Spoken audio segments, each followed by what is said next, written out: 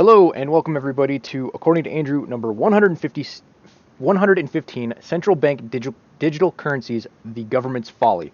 There have been kind of a lot of rumblings and talks about this and a lot of concern over it, and I don't, there is a reason to be concerned, but I think if you frame this in a different way, it's going to be a larger blunder on the government's decision to roll this out than it is going to be an issue for us as just everyday citizens working under the governmental power structure. The reasons for this we'll get into. The reason that it's kind of come up in various circles recently is because of the CBDC rollout, which is the acronym for Central Bank Digital Currency, which is what I will be using throughout this podcast. But there's a rollout to various banks to try it out, and this could be an issue, but we will kind of see exactly how it plays out. So, without further ado, let's get into it. So this concern of central bank digital currencies is overblown. If they create a central bank digital currency, CBDC, and use it in the manner that people claim they will, which is to limit your ability to transact, depending on a social credit system, then the CBDC is no longer money, as it is not a fungible thing, and it is instead a coupon to be redeemed for certain things. Well, this already exists, and it's called food stamps and welfare. If the government tries to turn all currency into coupons like food stamps, they will immediately lose all control, as the money will stop being money overnight.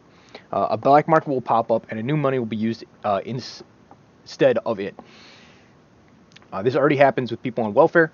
They will go get their food with their food stamps, and then they will sell it at a lower rate than you could possibly even buy it for, just so that they can get that cash that is a fungible currency that they can then use to transact how they please. If you expand welfare, this only becomes the norm for everyone. Prison's the same thing, where if you have a fungible currency, the fungible currency is cigarettes or other commonplace barter items. Since this new currency is supposed to be digital, I can almost guarantee you the black market currency will be some form of physical. On top of this, the government isn't technically competent enough to create an actual CBDC that is a cryptocurrency. I knew someone that worked for the VA, and instead of going, the website was so broken that instead of navigating through the website to find the various things that you need to do, they would leave the website, go to Google what they were looking for on the VA website, and then go to the webpage through that. If the government can't make a functional website, they won't be able to code a cryptocurrency. If anything, this is simply a rebranding of the current Euro-dollar system that exists. And another thing that kind of ties back into this is actually my previous video, which I suggest people go watch, which is on how Gresham's law works and how bad money drives out good. I think this CBDC would be dropped like a hot potato due to Gresham's law. I guess that would be the reverse. I don't know, but basically it would be so restrictive that it wouldn't function as a currency, and I think it would lose out in the marketplace almost immediately. And while governments do have some form of control over the currency that's used within their various markets, that is limited to having the currency be functional. Like, if you change the currency to be so limited and so non-functional that it ceases to be a currency, then something's going to take its place, because we need a currency to be able to transact between peoples. And because the government has dropped the ball in their responsibility to provide that currency, that's where a alternative will pop up. So it's not so much a challenge to the government money, it's that the government failed in its responsibility to provide a money. Then on top of this, I'm also very dubious as to the viability of going all digital. There are too many old people that can't or won't adapt to a new system. On top of this, they can barely keep the lights on in California, and Europe is currently going deindustrializing. If there's no electricity, there won't be any digital money. Plus, there is 30% of Americans that are bankless and only use cash.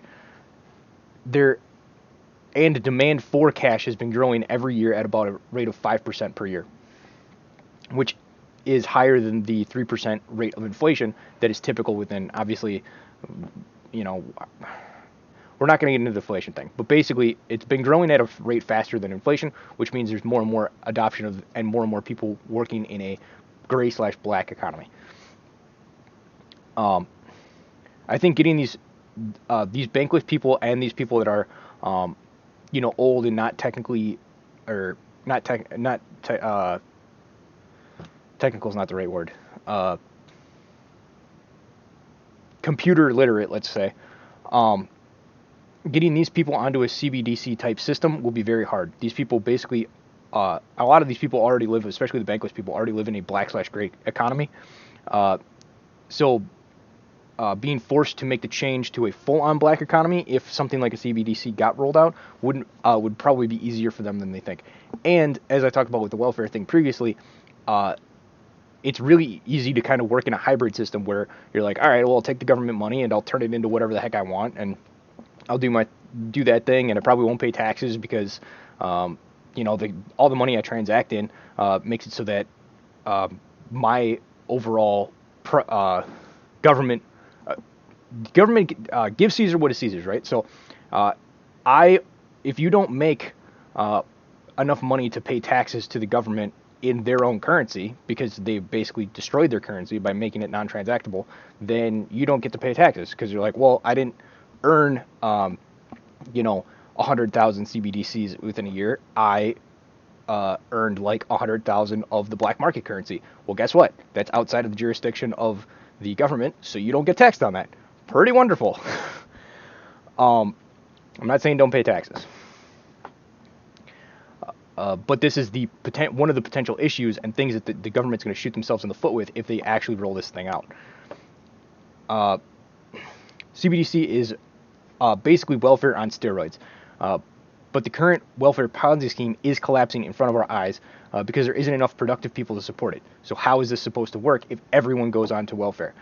We actually got a trial run of this that we'll get into. Also, with the economic collapse seeming to accelerate in current months, I don't think they will have time to slow roll this out. So, boil the frog in water kind of thing.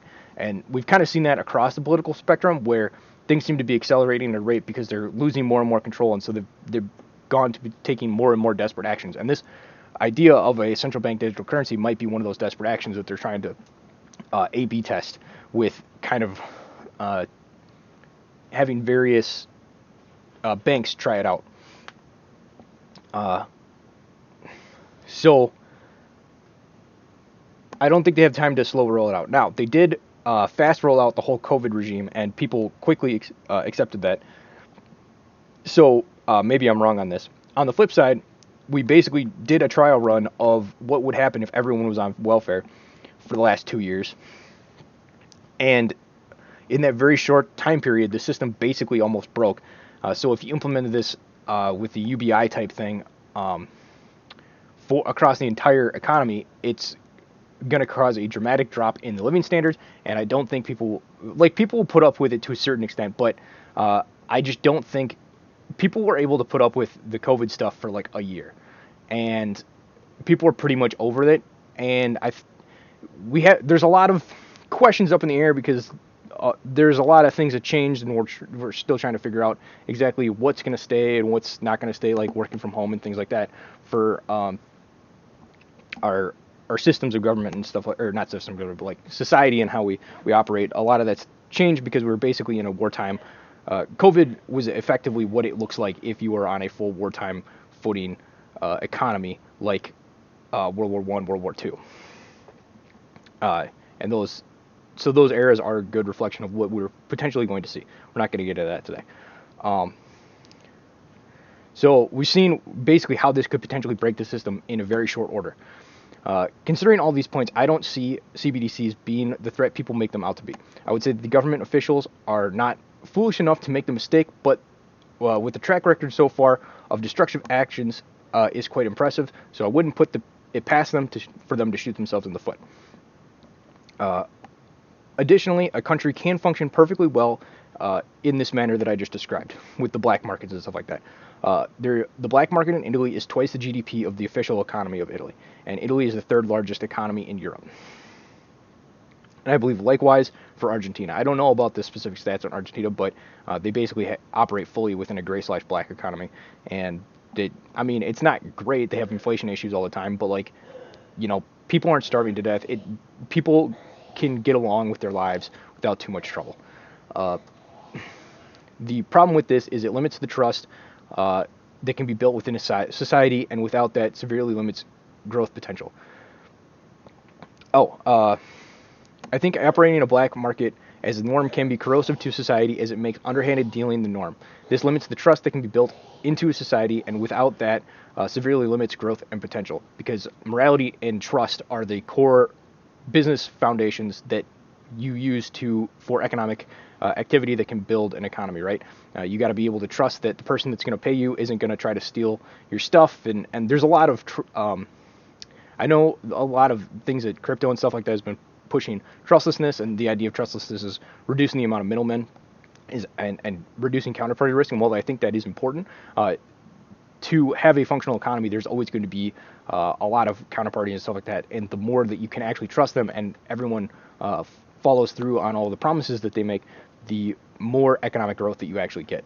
That's what a lot of that stuff underlies the actual economic growth you get out of a system.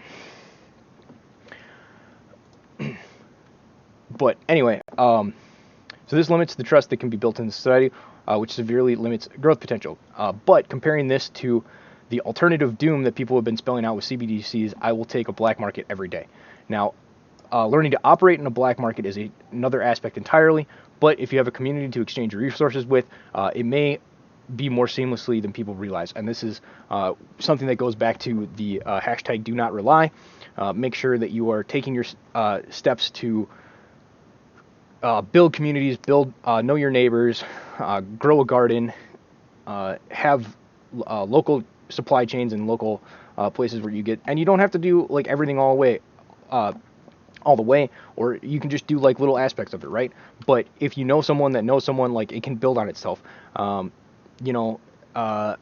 just had one yesterday where my mom or something like that was getting a haircut, and then she was talking to her, and then like that lady's boyfriend or husband or something like that fixed cars, and so I ended up getting my car fixed through him, which ended up being a better deal for me and him, and it worked out. And so like there's just like little things like that can add up throughout society and make it so that you don't need all of the you can find businesses and people to work with in this black market type thing easier than maybe people suspect. So as a final point, people when they look at these government policies seem to think that there is no reaction to any action. And with kind of how COVID went, like, I can understand why there is that reticence, but there was a reaction to it, and it's one of the reasons that we didn't get as bad as it got. We didn't get vaccine passports or some other force type stuff, because certain people drew lines earlier and they realized they couldn't push it that far. So if they think about implementing a CBDC, that is, so the way people think about this is, if they look to implement CBDC, that it is game over and there's nothing that can be done. So if it gets implemented, we're done. This is obviously a lie, and the reaction will be a black market that will probably come to be more dominant than the real economy. I don't mind the alarm bell ringing of the people that are talking about CBDCs and trying to divert from the potential problem before we get there. Because that was one of the things that caught us off guard with COVID was, it was like, it's here, this is what's happening, boom. And like, because there was a lot of people that were your everyday political pundits kind of got blindsided by that. It's not that they went along, some of them went along with it a little bit, but for the most part, the major thing that happened is they didn't have a solution to the crazy reaction that was created in that moment, and so the government was able to run with it. Whereas there is natural resistance to this built in ahead of time, so for them to kind of ramrod it through, they need something that's going to blindside people that are trying to resist it.